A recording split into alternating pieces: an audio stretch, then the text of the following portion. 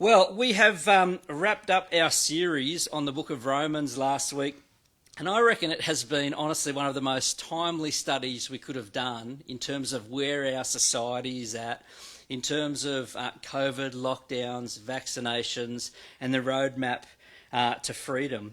And we learnt so much, didn't we? I'm going to ask my beautiful assistant, Boaz, to hold the bowl of magic. We learnt so much through our study in Romans about the gospel, and the gospel being the good news that Christ has come for us despite our weaknesses and failings. He's died for us to make us his, and it's all because of his mercy and grace that we actually declared righteous in God's sight. We're adopted into God's family, and we're made one with each other. We're forged into a body, and that's so beautiful. And we're called to live in response to God's mercy as living sacrifices. This is what it looks like to be a Christ follower. We say, Jesus, my life is yours now. I will do whatever you call me to do.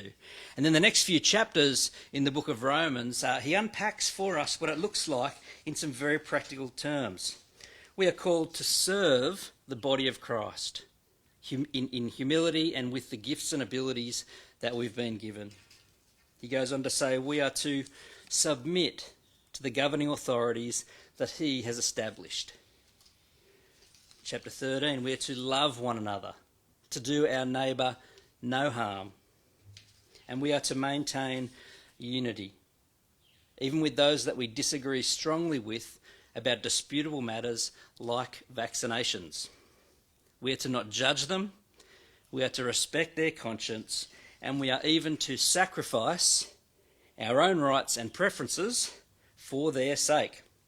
Now that's been a wild ride, I reckon, but it's been super helpful in thinking through our response to the government's roadmap to freedom and how we're going to transition back to in-person gatherings. So let's give this all a stir around, all this goodness that we've been learning about, and pull out the roadmap in response to all that. Now, I'll get Boaz to hold this one up. Guys, this is our rough plan. A link to this might turn up in the chat. If you're listening in, Heather, you can do that. The top half of this basically lays out the government's roadmap. And this is based on the vaccination rates and the dates we're likely to hit those milestones and what that means for those who are vaccinated or not, and what that means for church gatherings.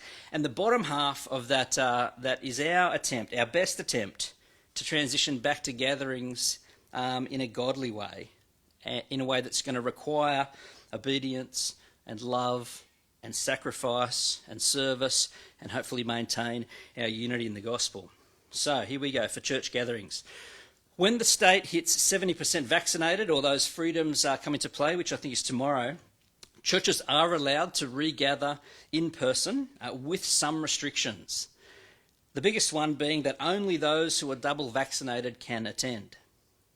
But for the sake of unity, we've decided that we're going to remain online for the next 2 weeks, because we just don't think it's right that we should ask our unvaccinated brothers and sisters to stay away from our gathering, because we love them. So this is a sacrifice that we're asking all of our vaccinated brothers and sisters to make, to stay online instead of meeting in person. And then when the state hits 80% vaccinated, starting on the 25th of October, it doesn't matter what your vaccination status is, you're allowed to come to church. So after 2 more weeks of online church, we will be returning to in-person gatherings.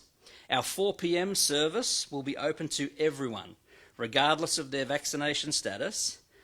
But for the sake of love and caring for the vulnerable, and those who are anxious about gathering in groups, we've decided that our 6 p.m. service will only be open to those who are double vaccinated. And that will be the case for about 5 weeks. So this is a sacrifice that we are asking some of our people to make, to sacrifice their preferred time to meet on a Sunday.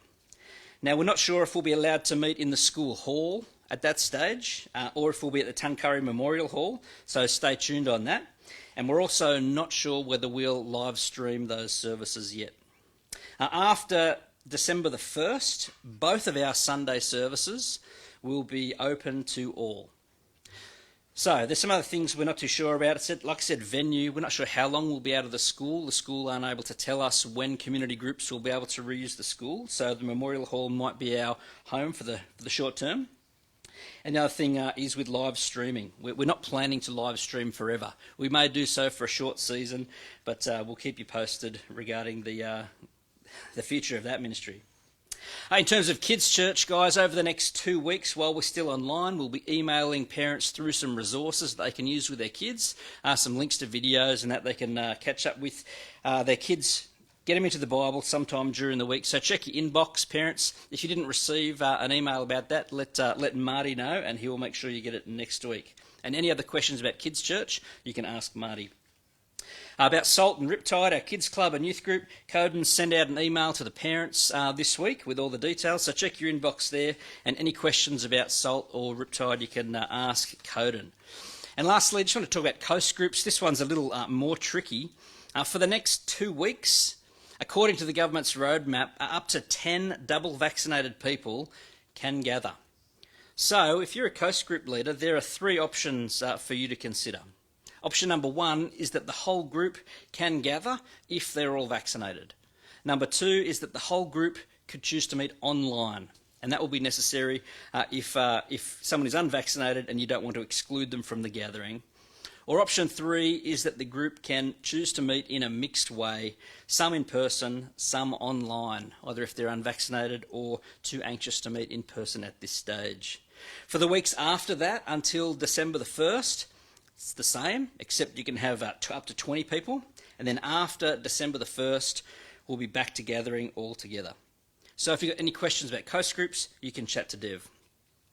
Now, is any of this ideal?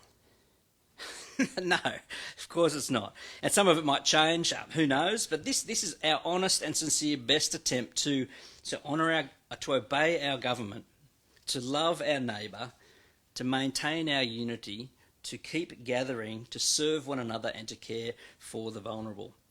So, my brothers and sisters, whether you are vaccinated or unvaccinated, I love you. Your vaccination status doesn't matter to me one bit.